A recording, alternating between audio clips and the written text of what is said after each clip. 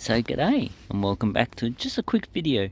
And what we have here, we have some basic sandstone, and this sandstone is quite common in the southern area of the Bellarine Peninsula.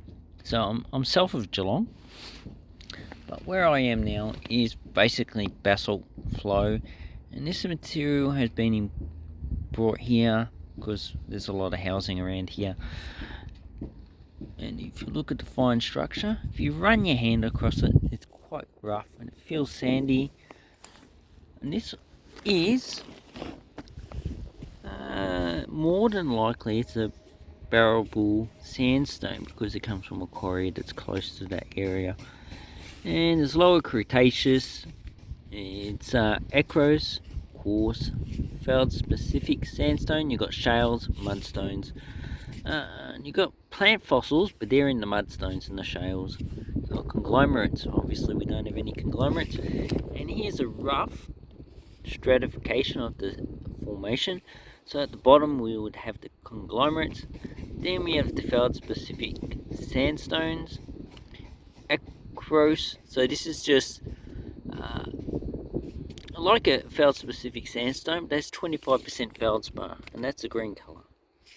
Then we have the mudstones and sands with some sandstones on top. So obviously there is a high energy environment, and then your energies got a lot less. So this is interpreted to be a lake deposit,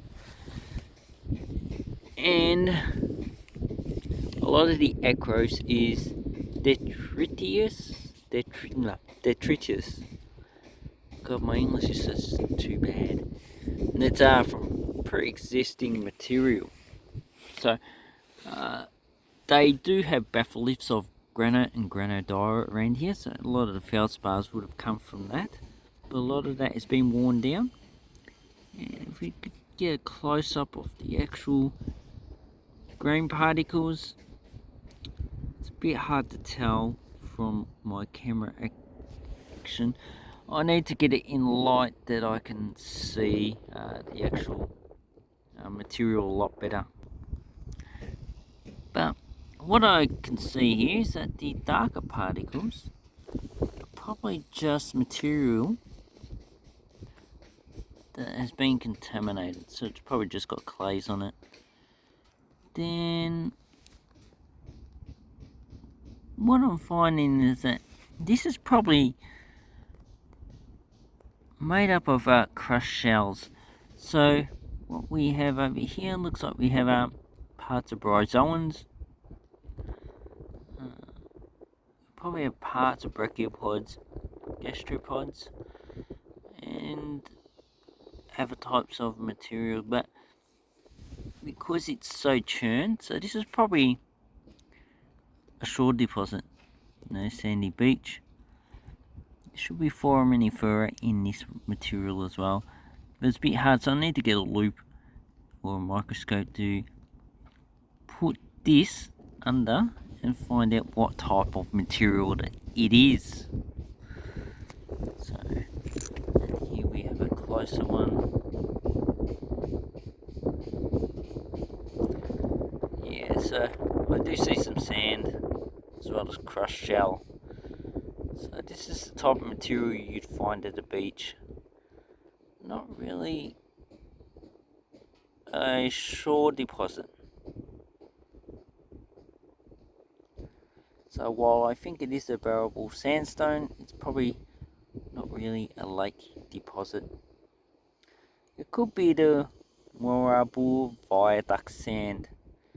So it's calcareous sand, clay, quartz. Okay, so here we have a definition.